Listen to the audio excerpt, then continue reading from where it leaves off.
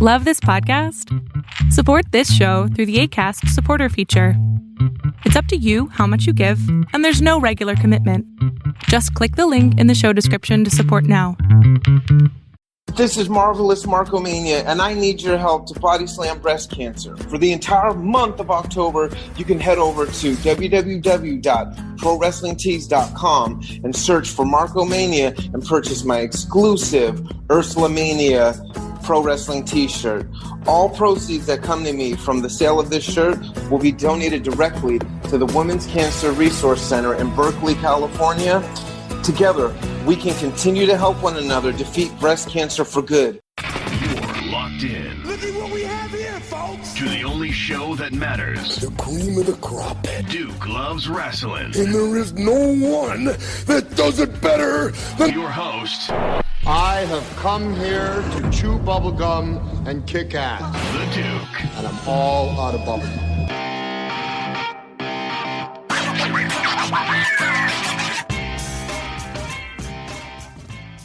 Welcome back to the Duke Loves Wrestling podcast, the show about pro wrestling and everything else.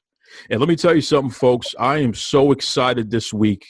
I mean, just over the moon, because an interview that I've been trying to track down for over a year now, and somehow, some way, I've been blessed by the wrestling gods. It's finally happening, and it couldn't happen on a better day because the Pro Wrestling Illustrated Women's 100 was just officially released today.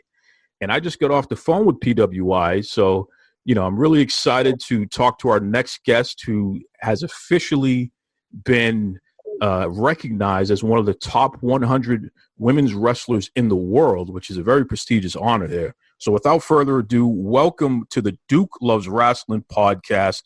The one, she's terrifying, but she's also pretty damn awesome. I'm talking about Holidead. How are you, Holidead? I don't know. I'm something. I'm here. I'm some kind of alive, I'm ready. Let's do this. As you said, it's been a while. We've been going back and forth. Has it been a year? Is that how long you've been trying to do this? I feel like it's maybe more like 6 months, not a year. I don't know. No, I'm telling you, it's been a year. I think the first time I reached out to you was somewhere around last August. And then we started really talking back and forth in December, which this isn't. I'm gonna peel back the curtain here, folks. This isn't unusual. This is a thing that happens because so it's not me. It's not me. No. People have busy schedules and what have you and lives. A funny story. The longest I've waited from the initial point of contact to the actual time an interview happened was 2 years, and that was Ken Shamrock. So listeners of the show, you remember that Ken Shamrock interview. It took about 2 years before it came to fruition, but it came. You were about a year. And the thing that I really love, because you don't play games, first of all. I mean, Holidead, you're straight up. I want to talk about this because I know there are a lot of folks out there listening to the show. They may be podcasters or promoters or what have you who interact with wrestlers on various levels here. You ask a lot of questions. So first thing you asked me was, okay, what's the show about? Do you have a sample of the show? When do you want to do it? And you were very clear about some of the things that you wanted to talk about, what have you. You wanted to make sure that this was actually a reputable, serious thing going on here. Talk to me about this. Have you encountered not so reputable folks in the past or what have you that shaped the way that you approach who you give interviews to? I just want to say, first off, I'm not a fan of doing interviews, at all. So this is something that's taken me a while to just, realize, all right, this is something I got to do regularly. I think one of the first interviews I did actually was with Alicia Atout, and she saw I was going to be at some show in Canada, and she was like, "Oh, see, Holiday's going to be there. We got to get an interview." And me just being me, I replied to a tweet, and I'm like, "Yeah, something, whatever." And not thinking she was serious, and then I got at the show, and she's there waiting, and I'm like, "Oh shit, okay." I was like, "Let me do my match first," and did my match. She's there. She's not going nowhere. She's at my merch table. She's like, "I'm getting this interview. You said it." And I'm like, "Oh, shit. I said this. I got to do this interview." I did the interview. She had her own place set up. She had the questions ready. It was actually one of my favorite interviews. Again, it's not something I like doing. As a wrestler, you put your socials out there. So you get, hopefully this is not PG, you get a shit ton of emails all the time. hey, you want to do an interview? And do an interview. And sometimes like people don't do their research. They ask you the same questions. Like, I don't want to do 50 interviews with the same questions. Like, you didn't do your research. You didn't see what this podcaster asked me, or that I've told this story 20,000 times. Like, yeah, it's a waste of time. Like, if it's already out there, like, help me find something else. I don't want to do, and wrestlers don't want to do the typical interviews. Oh, when did you start training? Who trained you? Like one or two of those is good. And after a while, it's like, if we're doing the same thing over and over, I don't need to do the same thing over and over. Hopefully that answers your question. No, that's fantastic. And for anyone listening out there who is interested in interviewing wrestlers in general, not just Holidead, but anyone, keep that in mind, please. You know, no one wants to keep repeating themselves, as she said. And I actually checked out that interview that you had with Alicia Ataud, and that was an excellent – you were cracking her up the whole time. I mean, she couldn't stop laughing and what have you, which was really fun to see. That was a video interview, so folks, you can check that out on YouTube. She called me out on Twitter. I didn't, this is before she started blowing up, and like I just randomly replied. I'm like, yeah, whatever, sure, I'll talk to you. I didn't think she was really about that life, and she was about it. She was not leaving without doing an interview. As said, she was set up, ready to go. So respect to that. Respect to the professionals that come ready. Absolutely. And, Holidead, you're somebody who you're consistently in the mix of not just the woman's revolution, but the evolution of the wrestling industry. One of the things that I've noticed in following your career is that you seem to be right there when things are taking off and when they're on the cusp of blowing up even greater. And I really respect you for that, because that means that you're thinking, you're moving in the right direction. That's the main idea. And you're putting in the work and you're helping things along.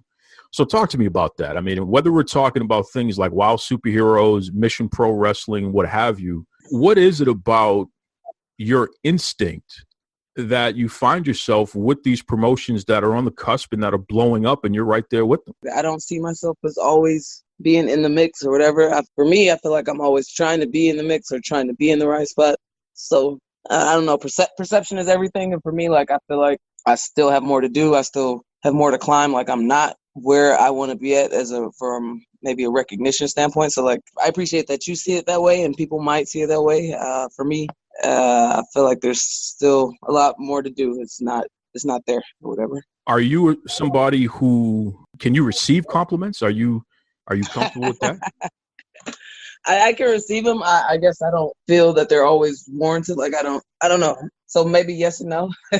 I mean, I'll take them, but I don't know. I feel like I should be doing a lot more than I'm doing. So, I mean, I'll take the compliments. I appreciate any recognition. Absolutely. I just feel like I should be doing more. I asked you that question because I'm definitely somebody who's not very good at taking compliments. I'm always on the move.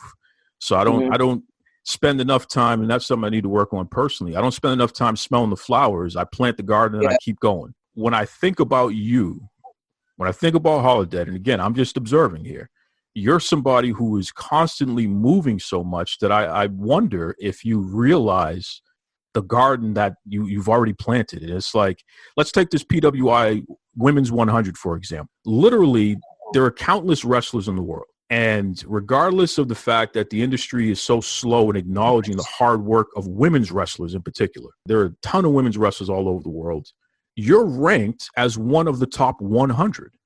So when I say that to you, literally, you're in the Women's 100, Pro Wrestling Illustrated, literally the standard in wrestling magazines and what have you. What comes to mind when you're being acknowledged on that type of level? Like, that's my first reaction. It's cool, and I appreciate being recognized. I don't know. I want a little more. I don't know. Yeah, I don't know how to smell the flowers. You're right. You called it. You see it. I don't know what else to call it. Yes, that's it. I love it. And I think that a lot of the more successful people, that's a symptom. You know what I mean? Where it's like you're in the middle of it. You're moving. You're living it. So it's hard to stop because you got so much more to accomplish. I had someone, Nina Monet. Okay, so this is Siren the Voodoo Doll. Somebody who you've known for, most of her career in the pro wrestling industry, and you've been on many tours, you've been involved with her, tagged with her, what have you. And she highlighted you in particular. She talked about Holidead being a person who's like her rock in pro wrestling, somebody that she can always go to for advice, somebody who can help her calm down when her mind is racing and she's trying to do too much and what have you. She highlighted you as somebody who's just extremely supportive, and I thought that was interesting. And then I interviewed David McClain from Wild Superheroes, and he talked about Holidead being one of the leaders and somebody who people can turn to and what have you. I'm like, oh, wait a second, this is interesting.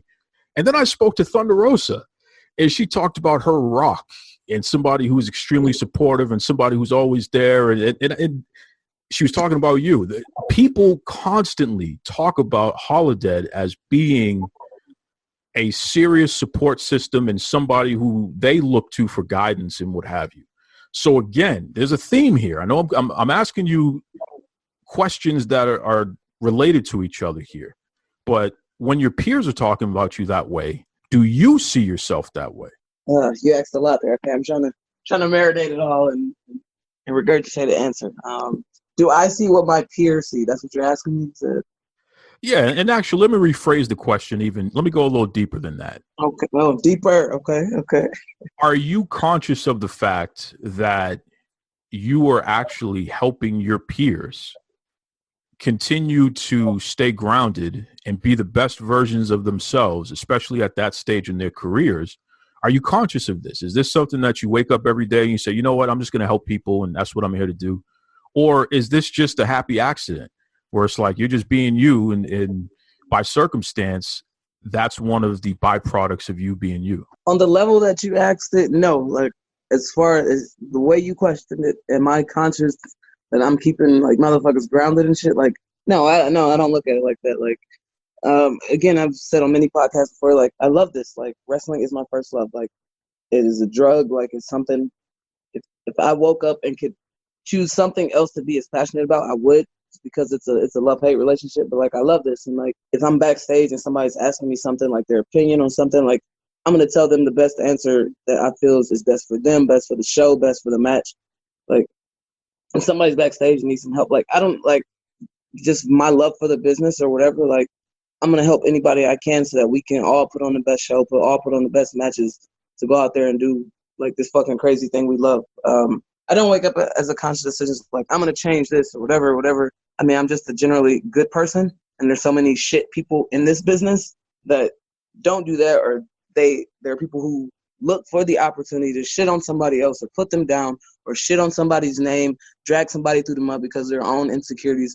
And there's so much like ugliness in this business. Like, I don't know. I just like, I love it. And that's why I come from a place of passion. So if you ask me something, I don't go out of my way to like overstep nobody's toes, but if you come to me and ask me something, I'm going to tell you the best I can. And I mean, just in general, like, people come to me and ask for advice, like not on wrestling, on personal shit. And I feel like I'm one of those people I can probably help a lot of people, but not myself, if that makes any sense. It comes back to the same theme. Again, not stopping and smelling the roses because you're in the middle of it. You just keep planting those gardens there. That's deep. And it's everything that you're saying is something that a lot of the veterans and the big names have said. Ric Flair, is one of his biggest quotes doing interviews is that wrestling is one of the most insensitive businesses that you'll ever experience because of exactly what you just said there. So it's interesting that you phrased it that way. Once again, folks, we're talking to Holidead, one of the top 100 women's wrestlers in the world here. Now, Holidead, there's been some breaking news in the science world, right? Okay. Tell me, I'm interested. No, they've discovered that there is a possibility of life on Venus. Specifically in their atmosphere. There might be microorganisms that are actual living organisms. In the past month, okay. This is come out here. So, okay. And I've had an astrobiologist. I've had Dr. Lucianne Wakovitz on the show, and she talked about the possibility of the Universal Championship actually being defended in the universe. You know, as silly as that sounds, she was a good sport, and she talked about the possibility of life being elsewhere and what that would mean and look like, especially as it relates to pro wrestling. So here's my question to you. This is the craziest question you've ever been asked. Okay. If an ET extraterrestrial were to drop down on Earth today, and they were standing in front of you right now, and they said to you, explain to me who Holidead, the wrestler, is, how do you answer that question? Who is Holidead? For somebody who's never watched you before, from someone who doesn't really know much about pro wrestling, who is Holidead? Okay, so I'm not explaining this to an extraterrestrial. This is a regular person, right? No. We talk about somebody that has no clue. Extraterrestrial, I don't know if they speak English. I can't use references because they don't know about movies and stuff. So I'm saying that, like, you know, come on, they'll give me. They might have studied the dictionary or something. They might be on ball. So extraterrestrial that speaks English and they know some movie references and stuff. Okay, and they know some American terms and stuff. All right. E.T. could speak English. Come on now. Come on. Right? I'm just saying. I got to keep all this in mind. Extraterrestrial is a different kind of explanation to a regular person. But I understand where you are trying to go. Holidead is the person that when all this shit boils up inside their head, that person that keeps everything inside, they help everybody else but themselves, and their shit starts to boil over. And that flip switches, you know, they turn into that Incredible Hulk, that Dr. Jekyll, Mr. Hyde, that true self, them, that motherfucker that loves pain, that loves giving out pain, that just wants to hurt people and is full of fucking anger and rage. That's Holidead. I mean, I feel like that's a very simple explanation. Listen, you got right to the point. And all anyone has to do, including you extraterrestrials out there, in case you're listening, all you have to do is watch a Holidead match and you'll see exactly what she's talking about. Go watch the original Dr. Jekyll, Mr. Hyde. I believe it's one from the 60s. Could be something like that. This motherfucker just spatially starts tripping out. He turns into this deranged dude. He likes to go, you know, do some illegal activities. I ain't gonna say Holidead's illegal activities, but he thrives off like that anger and that rage and that. Yeah, that's Holidead. That's, you know, she's not a gimmick. That's my other person, and that's my mental therapy. You know, she gets that out. She sure does. That's our therapy. That's our therapy sessions. We need them a lot. Yeah, I hear that. In another place that clearly you're doing your therapy sessions is in the gym, because you maintain some great shape. That's very clear here. So I want to ask you about this. For anybody who's paying attention, you know, a lot of us, unlike Holidead, you know, we have our COVID bodies. We've been locked in the house, and maybe we've been... Hey, no excuses. I knew that was coming. There's always something you can do. There's always something you can do. Well, answer this one for me. So, aside from the physical there, what's a typical Holidead meal? Like, if you know, a typical meal throughout the day, what are you normally eating and what have you? And what's your cheat when you really want to have a special treat there? I'm not eating nothing special. I know people don't like to hear when they ask for advice, but it's a fucking balanced meal. It's usually some chicken, some kind of rice that's flavored, and vegetables. I saute my vegetables, you know, a little extra seasoning on them. Some chicken. I like my garlic teriyaki chicken. Some rice, and it's portioned out on my plate. The carbs is usually half a cup of protein, a cup of vegetables. Yes, every day, every fucking day. That's why I do different chicken: garlic teriyaki, lemon pepper, Parmesan garlic, so it don't get too boring. I don't really buy a lot of pork. I don't really eat a lot of beef. Every now and then I'll do a steak, but you know, stick to your lean proteins: chicken, fish. Ground turkey, it's not that bad. Season it up, it's fine. I only buy water. Like I don't drink juice. I don't drink pop, and there's a lot of fucking sugar in that. People like to act. It's the simple shit they've been telling you since elementary. Follow your dietary charts. But a cheat. The grocery store has some really good fucking fried chicken wings and mozzarella sticks. I usually get that. Maybe like a bottle of wine. I got my ranch dressing, marinara sauce on the side. Maybe like a box of Whoppers, some cherry sours. And that's it. Not a massive cheat, you know. Just something out of the regiment of just regular healthy eating. Now you said something that kind of threw me off here. Okay, now listen, I'm not trying to start nothing because clearly you are. I want to be. I want to be upfront, Holidead. Okay. I think I can outrun you because I'm used to running away from people who are bigger and stronger than me. So I'm not gonna act like, you know what I'm saying. But I'm not trying to talk tough. Insulting because it's. Well, I'm not trying to act tough. Spit it out. But I'm just saying, if you show up outside my door, I'm going the other way. So just know that, okay? I stay in sneakers. Just know that. Okay. You said pop. Now, I did say pop because that's what it's called. Pop. Okay. Now, Yeah. I'm not sure if you're talking I mean, about. some people like to call it soda, whatever. Okay. So it's soda, but you called it Carbonated pop. beverage. Yes, I do call it pop because that's what it's called. It's called pop. I need to know where this is coming from. I mean, who misguided you and had you say this terrible word? I mean, it's soda. Everybody knows it's soda. It's soda pop. Soda pop. Yeah. And you put respect on the last name, right? That's the name that carries down for generations is the last name, Soda Pop. So hello, Pop. Okay. Your last name is what people gonna remember you by, right? That's what's gonna carry on to your grandkids or whoever, so forth, so forth. Now your first name, Pop. Soda Pop. All right. Pop. So I'm gonna put respect on Pop because I don't want any problems. Yeah. But I'm gonna have mind control over Holidead because when she's not around, I'm gonna call her soda, but when she's around, I'm gonna call her Pop. So she don't know that. But that's okay. Right. That's right. We're gonna keep that here.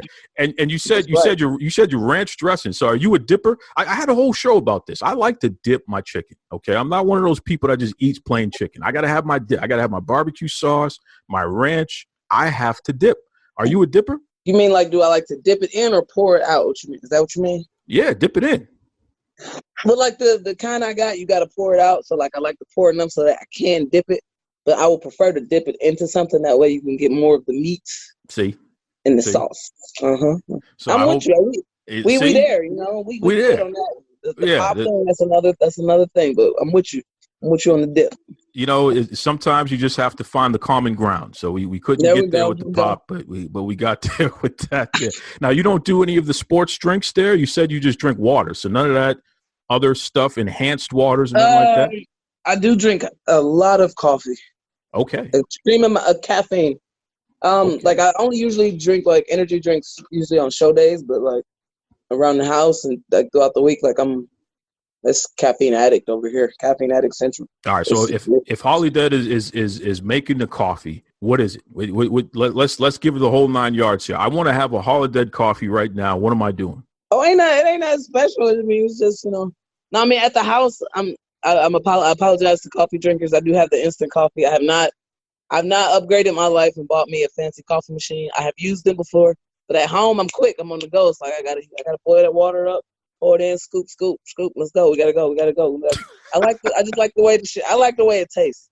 I like the way coffee tastes. Do you have a particular brand that you prefer?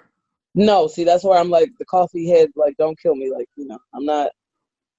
I do the instant coffee, scoop. I mean I'll buy it every now and then, but I mean because I go through so much of it. So it's just easier and it's more frugal. I'm a very frugal person, so it's more frugal for me. Like I'm not one of those brand people. Like if the ingredients is all the same, I don't give a fuck. Like I buy the fucking the off-brand medicine and stuff. That's the same ingredients as the shit that costs $2 more. Like I'm not one of those people. I'm trying to tell folks. I've been dealing with the allergies, which is not something I had until recently. And instead of getting the $20 bottle of allergy medication, I'll go to Walmart and for 98 cents, you get a 2-week supply. And let me tell you something, it's just as effective. I keep telling folks, okay. I mean, people want to spend their money. I think they got top dollar. All right, turn the box over, look at the ingredients. Same thing. This one $5 less. We good. I wouldn't say that the same as coffee. Coffee is different. Coffee definitely has, some more high quality brands and some more shitty brands. There was a time when I was drinking just black coffee and I found out, if you drink the shitty brands, it's going to taste a little worse than if you drink the upper brands for the black coffee. So that it does matter. It does matter. You gotta try things out. But I'm a caffeine addict in the way of I drink coffee. I eat fucking chocolate covered coffee beans. Yes, I do. Like they're Tic Tac. So. Oh man! So listen, any of you coffee companies out there, if you're listening right now, one of the best endorsements that you can get is literally one of the top wrestlers in the world, Holidead. She wants to try your product. What's up? Yes. Okay, we're gonna put that out. Give me that, Duke. Give me that. Let's do that. Let's make this the goal of this podcast. I think we can make that happen because here's what you don't know, Holidead. I'm part of the Coffee Corps. I'm part of a group of coffee drinkers from all over the world, and we tweet about coffee every single day. So I'm gonna have to reach out to some of my coffee connections out here and see who wants a real person to endorse their product. There, you got to give her a taste though. We got to check it out. So I'll do a video the whole 9. Let's go. All right, we're gonna make that happen. I'm be emailing you about this now too. See, and listen, I better make it happen because again, Holidead is anyone who's ever seen her matches, folks. You know, she is not one to play with out there. I don't want any problems. I'm just going to say that right now. I don't want any problems. And I wonder about that though because so many people these days in wrestling, they want to do the flippy dippy, peanut butter skippy, and all this other nonsense. The flippy dippy. But that's all they want to do. But I notice in your matches, you're very deliberate about working body parts and telling a story, and you want to pick your opponent apart piece by piece. You don't necessarily have time for all that fancy stuff. You just want to kick somebody's ass. So how important is it to get the basics down, the fundamentals when it comes to pro wrestling instead of all of this Cirque du Soleil stuff there? I just want to go back and say, just because I don't do a whole bunch of flippy dips and stuff, that doesn't mean what I do ain't fancy. I just want to point that out first and foremost. You said I don't do the fancy stuff. I don't do no 450 splashes, nothing. But that don't mean my shit ain't fancy. Okay, but back to your original question. How important is the basics foundation? Very important. I originally trained with Gangrel, and like that was one of his things. Is like you have to know your basics, you have to know your foundation. Like it was certain stuff like we couldn't even get into the ring until we learned because it's like you see new people all the time. They want to get in the ring, they think they want to bump, they want to hit ropes, they don't know what the fuck they're doing. It's like you shouldn't even touch the ring or the ropes until you learn like certain holds, lockups, different things. Like those are the first things you should know. It's like okay, you know this, now you can get in my ring. Like you have to know that because like no matter what, you can always come back to your basics, your foundation. Every house needs a foundation or that shit crumbles. And I've seen like so many newer people come in and they just want to learn flips or stuff. Or I'll see people like they're somebody's girlfriend and they started as a manager and then all of a sudden they're teaching them like hurricane ranas or like very flippy luchador type stuff when they don't even know how to lock up or do a wrist lock, a waist lock. They don't know their basics. So like I could never put them in a match because they don't know how to wrestle. They just want to come do this high flying stuff. And that's cool. Like I feel like learn your basics and then pick a style. Like, and everybody doesn't have to do flips, but if that's your style, okay. But you still need to know how to wrestle. You still need to know, like, what if the ropes break? You still got to have a match. Then you can't do all your flippy shit. Can you wrestle? Can you do some holds? Can you still have a match without these ropes? I don't even know where I'm going with this, but yes, you gotta have a foundation, and then build to that. Okay, this is gonna be my style. This is what I want to learn. But you ain't gonna never forget where you come from or your foundation ever. Another great thing about you is that you're very safe in the ring, and I think that. Oh, say that again. Say it again. You are very safe in the ring. Your stuff looks. I appreciate it. Your stuff looks devastating, but I have never heard anybody having to go lay up for 6 months after they've been in a match with you per se, because you're a professional, and that's the main idea, folks. Please be a professional. Get reputable training. I mean, you trained with somebody who was in the biggest promotions and did it on the highest scale, what have you, and now is continuing to train some of the best wrestlers out there. So that's great to know. Shout out to Gangrel. And, something that you dipped your toe in now, and you've been doing it with Mission Pro Wrestling, is commentary. So what's that all about? What's this commentary deal with Holidead? Because I was very surprised, pleasantly surprised, to hear you behind the mic like that. Pleasantly surprised. Okay. Thank you. From you, I will take that. All right. I knew Thunder was doing the whole, all women's thing, like after the whole speak out and stuff, wanted to make a change or whatever. Like I saw her make a post on Facebook or something, about it, saying if anybody wants to help.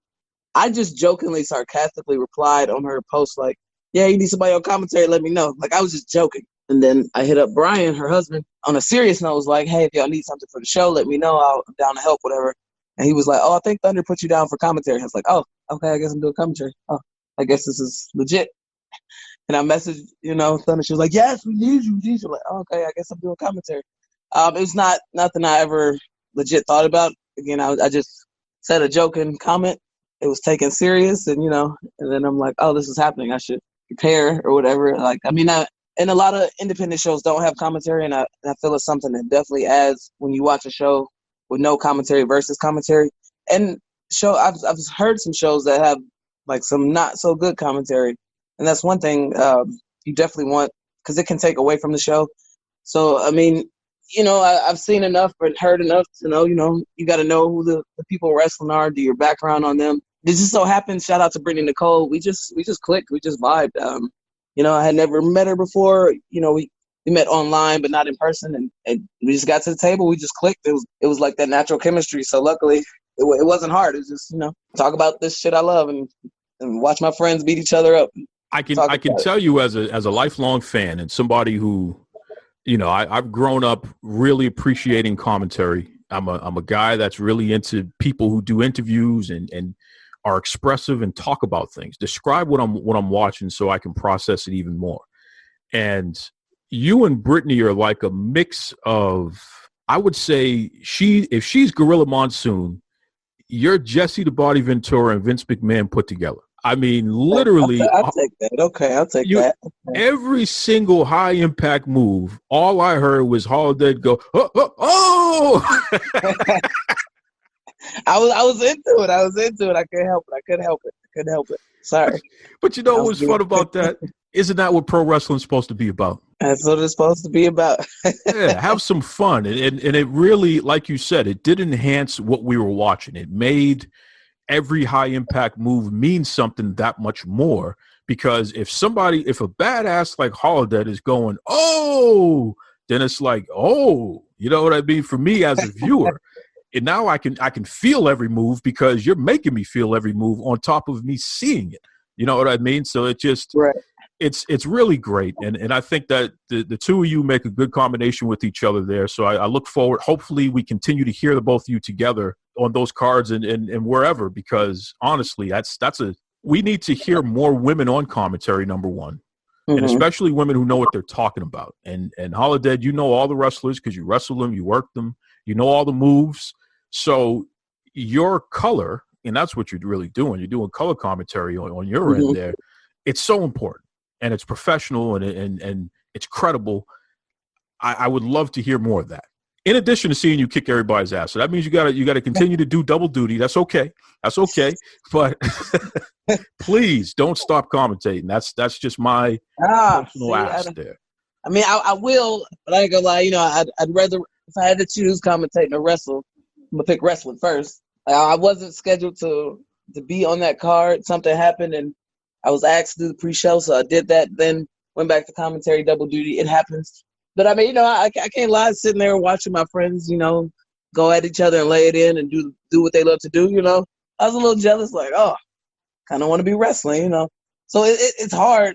It's hard when you would rather wrestle than commentate. So it's a hard mindset to get in. Like, all right, I'm here to do this.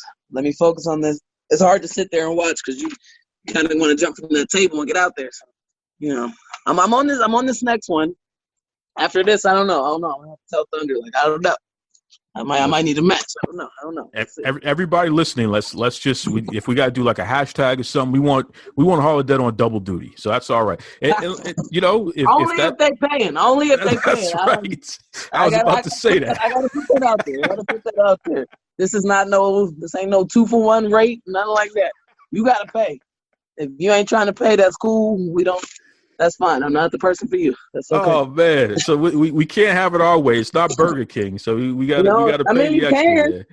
You can get your way at Burger King, but you got to pay. You want this extra sauce and that they charge you for that. Same economy basics 101. Come on, people. That's right. I love it. And you have such a great personality. Seriously, Holidead. Again, and let's not mistake this fact. You are terrifying. I mean, you're literally terrifying, but you have a great personality on top of that. So it's an interesting mix there. Why don't you let everybody know if anyone listening right now, especially you coffee companies out there, I'm really talking to you. If anyone listening right now wants to reach out to you and do some business or what have you, what's the best way to reach Holidead? You can reach me at my professional business email, which is for business inquiries only. That is holideadwrestling@gmail.com. HOLIDEAD wrestling@gmail.com. I have a Facebook fan page. It's called Holidead. You can follow me on Twitter at Holidead, or you can follow me on Instagram at Holidead and I. That's one word. HOLIDEADANDI. Holidead and I, because we're two people. If you were listening, haha. If you would like to purchase some merchandise, you can go to storefrontier.com/Holidead. And if you are a super fan and you would like to get some exclusive content that only you will see, you can go to www.patreon.com/holiday. So there's plenty of places to see me, catch up with me, get in touch with me. So I hope to hear from you, especially coffee, caffeine people. I'm all about those chocolate-covered coffee beans. If anybody out there would like me to be their test dummy, I got you. Before I let you go, and this is a big one. In society, the most disrespectful person in this nation is the black woman. I mean, literally, it's just amazing the type of hoops and challenges and things that black women face in our nation on a consistent basis in every industry. It doesn't matter what we're talking about. It's just a thing. You're somebody who has been on television. You've been on web shows. You are out there making a name for yourself. You're ranked one of the top 100 people in your field doing what you're doing. What do you say to the young people? What do you say to young people who are watching you right now and looking up to you and, you know, planning on following your lead, whether it be in pro wrestling or other aspects of life? What do you say to those folks there who are paying attention to you? Oh, someone looking up to me. Oh, bless your heart. Life is hard, man. It's not easy, you know. Our starting line is not the same. And you got to recognize that depending on who you are, where you're from, what color you are, what country you're in, what race, what gender you are. Life is hard, and I can't say that, you know, it's made to be easy. If there's something you want out there, you got to work for it and know that, like, work doesn't stop. For some of us, we will always be those people that anything we have to get in life, we got to crawl, claw, scratch at, always. And the hustle never stops. Even if you feel you got one thing, it don't fucking matter. You got to keep hustling because the next thing and the next thing and the next thing.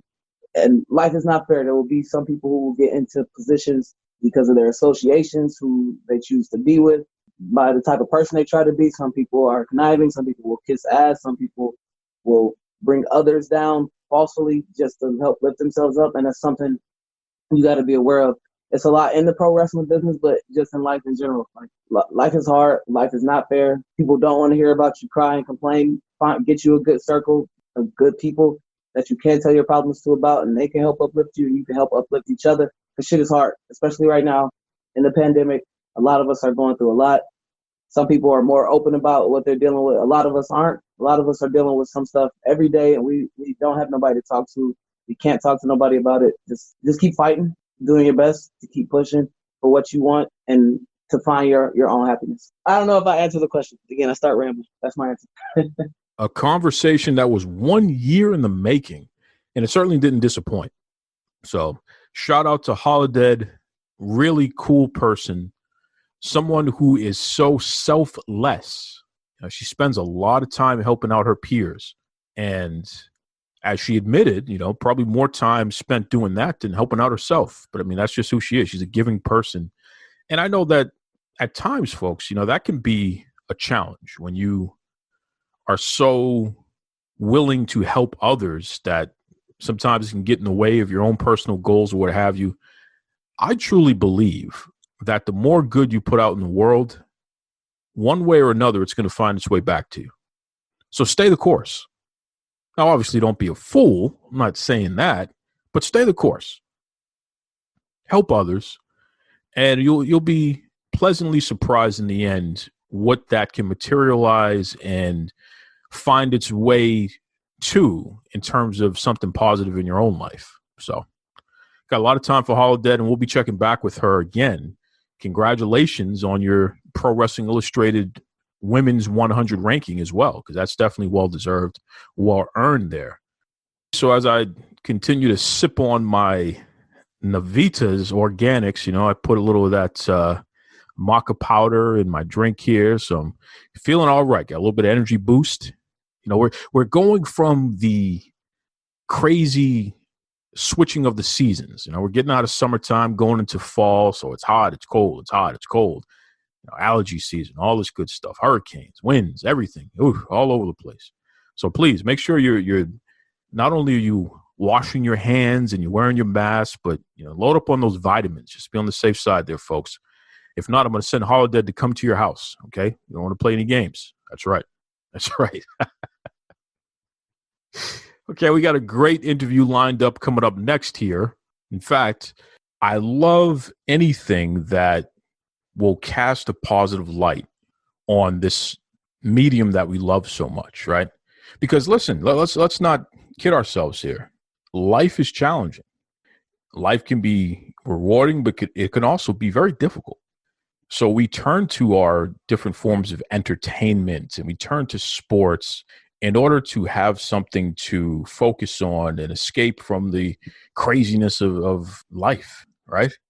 So because of that, it's always cool when you come across something that, again, it allows you to think of sports and think of entertainment in a positive manner, and it teaches you something, keeps you coming back for more. You feel good about being a fan, right?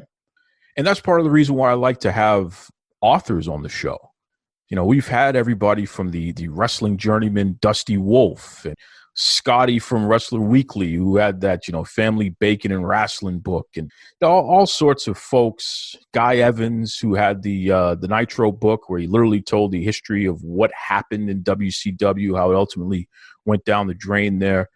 I love to talk to the authors because you're talking about people who are able to gain access and who can get into the nitty-gritty of what's going on behind the scenes and really help tell a story, and you can learn something that maybe you never knew before. So it's pretty cool. It's pretty cool. So in keeping up with that tradition, I was introduced to someone who is an extremely talented sports blogger, but is also an author. It's come up with a really unique book here that is about sports in general, but there is a little bit of wrestling mixed in there. And I said, I got to get this guy on the show. We got to talk about this on the air. So without further ado, the author of The Mental Side of Sports, which is a workbook, by the way, the one, the only, Eric Simpson. What's going on there, Eric? Yeah, everything's going great today, Duke. Thank you so much for having me on the show. Well, it's a pleasure to have you on the show. And first and foremost, Eric, let's start with something here, because you are a sports blogger. That is your primary focus during the day there. And you're somebody that's pretty well respected by athletes, of multi-generations and from all over the world. What's the secret sauce, man? What's the secret to your success where you're able to gain the trust and admiration of so many big-time athletes? Well, I've been very lucky to have been involved in pro sports one way or another since I'm almost 10 years old. And the secret, it shouldn't really be a secret, it's kind of well known, is what happens in the room stays in the room. These athletes are real people. It's not about $100 million contracts. And they have a life before this glory happened for them. And they're going to have a life afterwards. And they deserve a little bit of the respect. And that's why I decided to write this book.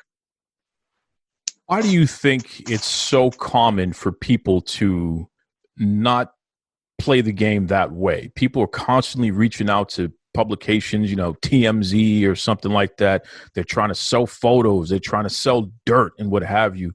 Why is it that way, Eric? Well, it's funny that you actually said that, because I was actually turned down by a major publication because they told me that I write like a Hallmark card. And I guess it just comes down to that bad stories or bad experiences are what sells. And that's very sad, because that kind of puts us in the situation that we are today, where things really aren't changing. That's a great comment there. And let me dial it back for a second here. You were told that you write like a Hallmark card. So I'm assuming that means that you're a little too positive, huh? Absolutely. They told me there were certain stories where I wanted to, bring out something positive that a player had done. And they said, well, that story will sell for a day. And that's a beautiful story. But we need the negative side, that player was out in the club till late at night and his teammates are angry at him.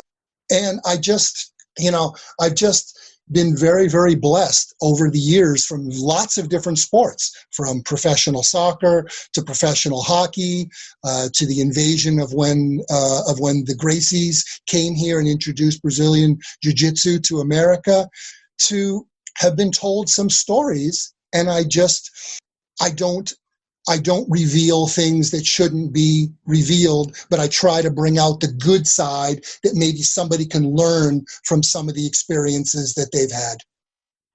It's so interesting to hear that because first and foremost, who doesn't love a Hallmark card? You know, when we think about birthdays and anniversaries and holidays and what have you, that's the thing to do. You go out and you get a Hallmark card for your loved one to show your appreciation. So the fact that somebody was able to say you write like a Hallmark card and say it as if it was an insult, that blows my mind, man. Wow. I took it as a compliment because I have friendships that go back 30 years in professional soccer, that go back over 30 years in professional hockey with guys that I can call up at a moment's notice.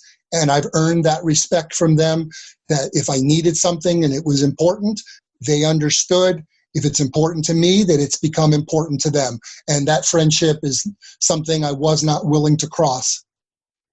Yeah, and kudos to you for maintaining some dignity and maintaining respect for the folks that you cover. You know, not only your sports blog, but hey, you have this great book here that just was released, The Mental Side of Sports, which is a workbook. And I know that my audience in particular are going to be interested in the portion about George the Animal Steele, literally a WWE Hall of Famer, one of the most enigmatic and well-known wrestlers of the past 40 years or so here. Talk to me about that because you actually have direct quotes from the Animal. So you were able to meet George Steele at some point? We actually did the interview over the phone because at the point when we were introduced through a mutual friend, he was going through Crohn's disease, Steele. So his health was a little bit in deterioration and he wasn't quite up to, I was willing to make the drive up to Cocoa Beach where he lived, but he just felt that we could accomplish what we needed to by speaking on the phone. If he needed to take some breaks, we would stop. I would call him the next day, and he is absolutely an amazing man. And I was shocked by some of the things that I had learned. I mean, I grew up watching, wrestling in that time, and I was a little shocked to know or to realize he only wrestled during the summers. He was not a 12-month wrestler, and there's a good reason for that. He was a school teacher, and he was a head football coach, and he's a Hall of Fame football coach in Michigan as well. He was there for 25 years. He never wrestled. Well, not never, but for the most part, only wrestled during those months of summer. Can you imagine how just amazing George the Animal Steele must have been that he was able to not only afford to do that, where he could take most of the year off and just wrestle primarily at times when school wasn't happening, but also the fact that the promoters kept bringing him back. That is just a fascinating fact that I doubt most people knew. If you want to remember who George the Animal Steele was, especially some of you younger folks there, just think back to WrestleMania 3, okay, when the Macho Man Randy Savage and he had that thing with Miss Elizabeth, and George Steele came out there during the match against Ricky the Dragon Steamboat, and he was trying to protect Miss Elizabeth. There's a whole to-do about that, folks. But that big, bald, hairy guy, and this was pretty much at the tail end of his professional wrestling career at that point. That was George the Animal Steele, a guy who started off as a vicious heel, and then over time he became a beloved babyface. Oh, by the way, in his outside of wrestling world, just like Eric said, not only was he a football coach, but he was also a teacher. So can you imagine having the Animal as your teacher? You better make sure your homework's on time when you're messing around with a guy like that, huh, Eric? Absolutely. But the other part of it is it didn't start out that way for him. He really had to go through a lot.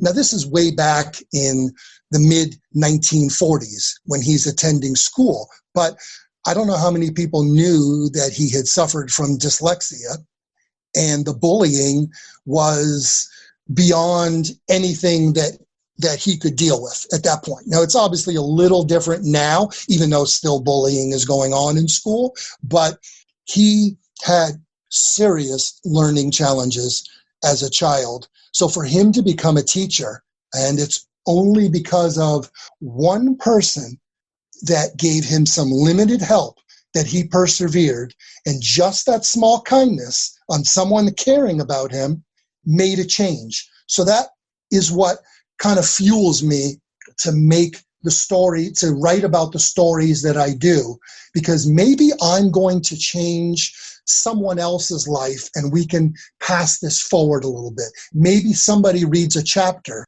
and then realizes, okay, I'm treating my schoolmate that way. Why do I do it? Well, that's why my boss said this to me. But it was one counselor at Michigan State, where he had accepted a scholarship to play football, that suddenly realized maybe we should start having this guy take his exams orally because he has a lot of intelligence. And that one little bit of kindness turned it all around. He ended up going to a reform school. Once he blew his knee out at Michigan State, realized that it was not going to be a career for him in pro football. He went to a reform school, started teaching there, and the rest was 25 years of history. Just fascinating stuff. Again, something about someone who is so famous, so revered, and yet very few people know that backstory about his life there. That's something else there. And Eric, I know that you mentioned that you were a wrestling fan growing up as well. And now you even cover mixed martial arts. So here's my question to you. Do you feel that the modern day mixed martial arts, especially, the UFC scene and what have you, is that a little bit more pro wrestling in terms of the way the fan base is interested in it and is following it? Do you find some parallels between MMA and pro wrestling from back in the 70s and the 80s? Absolutely. I think that with all of the media coverage that goes on with MMA and the amazing personalities that these guys have, and each one has a different story. I mean, that's the thing. This is not just, a United States mixed martial arts. No, we've got major personalities from all over the world, from the Brazilians to the Russians to some very talented fighters from the UK. Everybody kind of associates something with one of those fighters. And I think it comes from that as children, parents throw their kids into AYSO soccer, you play Little League. But from what I remember from being a youngster, there was always a karate class. Oh, I'm going to put my child in karate. I'm going to do this. So I think we can associate with these MMA fighters. Sure. I mean, I can remember the infancy of UFC and seeing folks like Royce Gracie and Ken Shamrock, Dan the Beast Severin. Shamrock and Severin have been on this show before. My favorite, Oleg Tektarov, the Russian Bear. These are mythical names in MMA. But you bring up a great point. Each had their own backstory that helped fuel this myth of who they are. Are we missing some of that today in modern MMA? If I understand the question correct, actually, if you could be kind enough just to repeat the question so I make sure I answer it properly for you. Well, when I say names like Royce Gracie, when I say Dan the Beast Severin, when I say Ken Shamrock, Oleg Tektarov, these early names from the infancy of UFC, it feels like we don't have these mythical stars today like we did back then. And I think part of it is the storytelling. Now, this is just my position as a fan, but I want to get your take because you're somebody who actively covers the sport. What do you think when you hear me say something like that? Do you feel that was it that there were less fighters back then, so it was easier to elevate someone? Or what do you think there, Eric? You hit it on the nose exactly. There are some amazing stories and some amazing characters right now that are in this sport, but it's saturated. That's the truth of it. There are too many fighters that are getting a little bit less of the attention versus the early days. Funny that you should talk about some of the old names. In one of my other books, actually the gentleman that was in the first fight ever against Gerard Gordeau, Taylor Tooley, who happens to be on, his real name is Taylor Willie, and he's on the old Hawaii Five-0, was actually chapter 1 of one of my books, and was a fascinating gentleman. What a family man. Well, he was unbelievable. That was the man that was in the first fight that got his tooth knocked out and then didn't know how to react. He was the sumo wrestler. But back to your question, I just think it's just oversaturated. There's only so many shows a person can watch in a 3-week period. You can't watch a Tuesday night show from Fight Island, and then Saturday there's another show, and then the following week there's another show. There's only so much attention that can be paid to all these fights, I think. That's an interesting take. That's a really interesting take there, and I agree. And it's funny that you mentioned that first fight. Again, the sumo wrestler who the size difference between him and his opponent was so dramatic, and yet it was the little guy who ended up winning that fight, if I'm not mistaken there. Boy, that was the infancy of UFC. That's how it all kicked off, right? Absolutely. That was fight number 1, and it was Gerard Gordeau from the Netherlands, and he caught him coming in. It was, memory serves me well. It was a knee that he took to the mouth and knocked his tooth out, and Taylor didn't quite know how to react or what to do, and ended up going down, and the fight was finished before the first commercial had even had a chance to to get queued up. And obviously many changes went on, and it's far more structured environment, a little more, no disrespect to any of the people in the first few, but it's just far more structured now. There were unlimited rounds and so forth in the beginning. Well, sure. And then you had they had tournaments where, Dan Severn could fight 4 people in the same night, which was just unheard of. It just didn't even make any sense when you consider what we see today in modern MMA.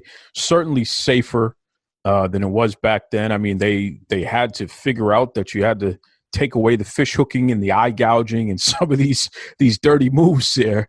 But those are the Wild Wild West days of mixed martial arts, and it's just interesting to see the evolution and to talk to someone like yourself who covers it. That's pretty cool. I think it's in a great place. I don't want it to be construed as negative that there are so many fighters. I think it's amazing that there are so many fighters from around the world. I mean, there were weight classes that were added, and of course, we haven't even spoken about the women, who are absolutely unbelievable. And maybe in the first initial, looking at, we're going to do this, we're never going to do this, and then figuring out that it was the right thing to do. It's I actually have Jessica Aguilar in this book. She's known by Jag in the industry, and she was one of the early pioneers that by the time it finally came to fruition, where women were being more recognized in the sport, she was kind of coming to the tail end of her premier years, but she is hands down one of the greatest interviews that I've ever had. And her chapter happens to be on team, about understanding the value of the people around you. So her lesson for the readers who get the book is going to be really, really nice. That's pretty cool. And again, you have such a wide variety of athletes who are part of your book. Again, the mental side of sports, which is a workbook, and lessons learned. One of the things that you said to me offline, Eric, that I thought was interesting, is you said this is the type of book that you can take what you need from it right now, and then you can put it down and then come back to it, because one of the main points here is that the goal is to apply some of these lessons that you learn from these athletes and what have you. These are general life lessons that, regardless if you're a UFC fighter or a pro wrestler, or you're in the NHL or what have you, or you're just an accountant or a police officer or a teacher, these are things that apply in life. Am I correct in that?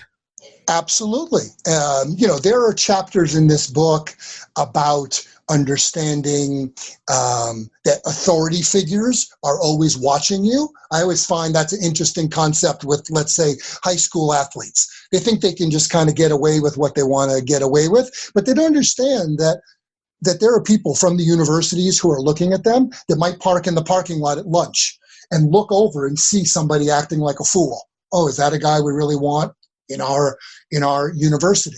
So I find that to be it was an interesting chapter. It happened to be about a soccer player that was on a reality show.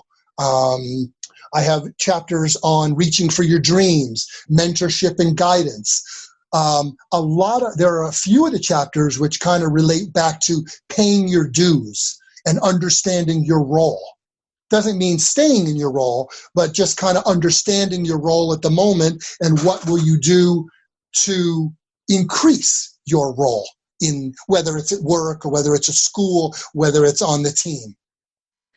It's so funny that you say that, Eric, and I'm gonna deep dive for a second with you on something, because I got a concept on a personal level that I consistently talk about, because I have a background in management and I have a passion for not only recruiting, but hiring, promoting, and seeing folks move up. You know what I mean? It's not enough to just have people on your team, but figure out what their goals are in life. And then, hey, if you put in and do what I need you to do, in return, I'm going to help you get to where you're trying to go in life. So it's a positive give and take between the two of us. But one of the things that I was conscious of at an early age, and it's something that I still do in every aspect of life. Not everybody can be the superstar, right? Like if you're playing sports or something, not everybody's going to be the person that's going to score the most baskets in a game. But the person who's scoring the most baskets in the game probably can't play the best defense because they need to focus on scoring. They need to get down the court sooner so you can get the ball to them so they can put it in, right? So absolutely. When you look around the court and you look at your team and you figure out, somebody wants to be the best scorer, the other person probably wants to be the best scorer, so they're going to go back and forth, and that one wants to be the one to distribute the ball. Well, where do I fit in?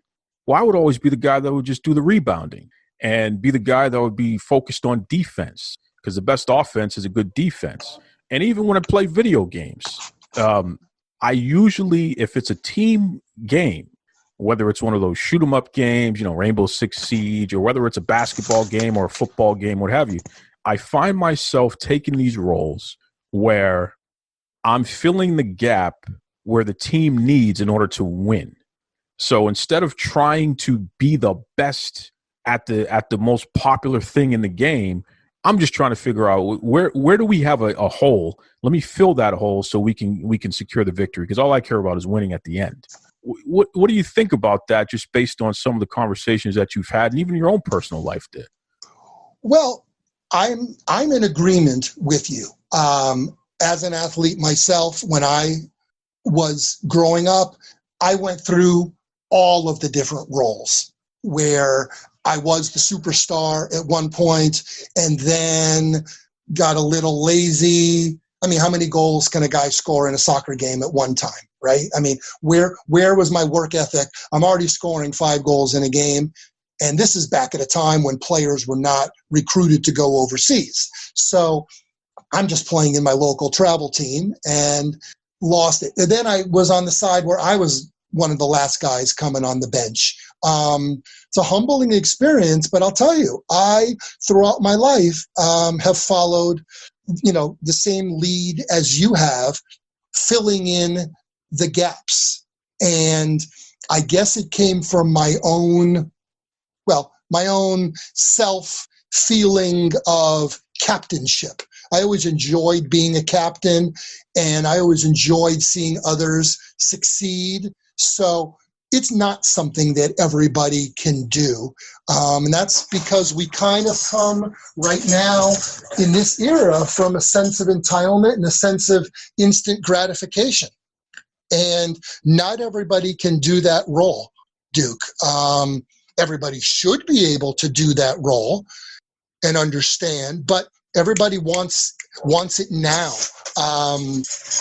Even in the travel circuit that I was involved with a little while back in Florida for soccer. End of a game. The parent doesn't like that you move their kid's position. Give me the card. We're transferring to another team. I mean, like, nobody bothers to think. There wasn't even a question of, why did you put my child in defense today? My son is your right forward, scores all your goals. Didn't even think to come and ask me. It was just the immediate threat. And the reality was, the answer to that question was, I put that child at right defense for that game because A, we were playing a team that we could easily beat. We were a very talented team.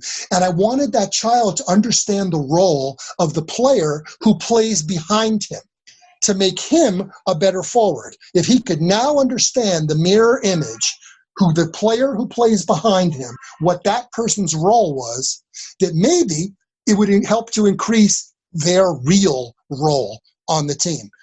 But the parent immediately was like, give me the card, we're transferring to another team.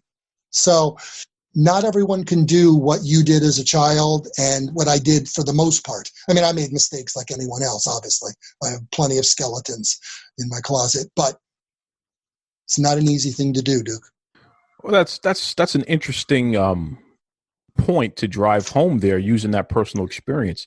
But and you're absolutely right. We're speaking the same language here. Everybody wants to be the star, and sometimes it's more important for them to have the high score as opposed to the ultimate goal, which is we're trying to win here, right? We're trying to accomplish something. We're trying to move in a certain direction. And that's why you often find, and you see it even in the NBA finals this year, where you have the LA Lakers, who is just this team with superstars, going up against the Miami Heat, when very few people can name one player on the Miami Heat, because they're just a team of actual, they're a team. A lot of folks liken them to the old Detroit Pistons that shocked everybody and won a championship about 15, 20 years ago.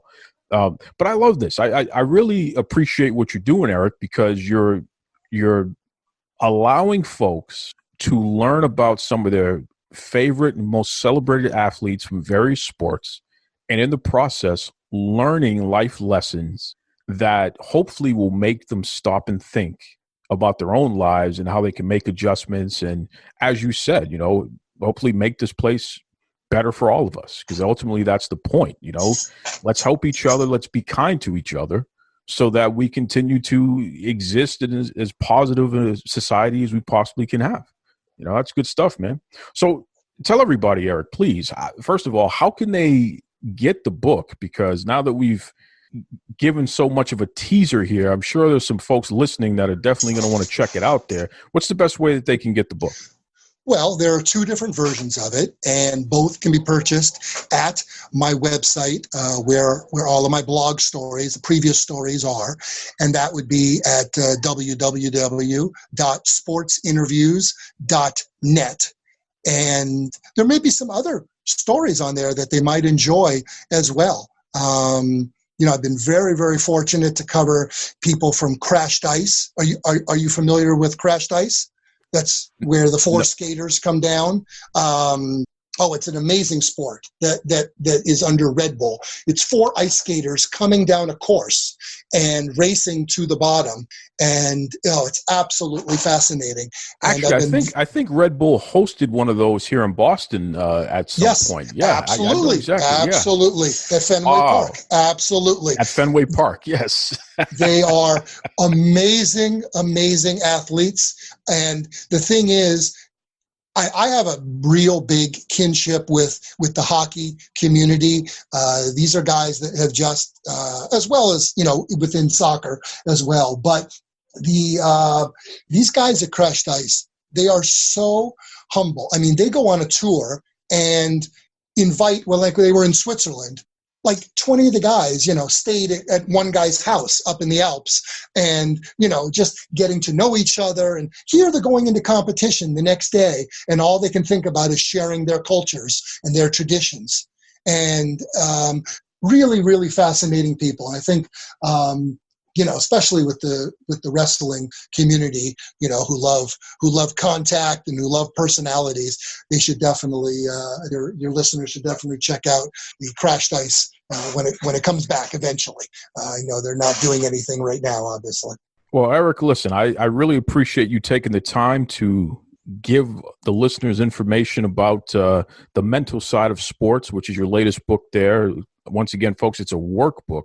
So, this is about life lessons to guide you in understanding how to become a better sibling, student, player, friend, teammate, you name it, boss, parent, coworker, etc. And it's based on sports experience passed down through some amazing women and men who have shared their paths of triumph and defeats and all the in-between. I mean, just really, it's a fascinating piece of work here, and I encourage everybody, please go check it out there. You will enjoy it.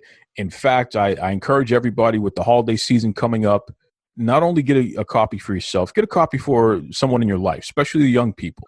I think something like this is so important for folks who are in middle school and transitioning into high school, because they're really at that point in life where they're so impressionable.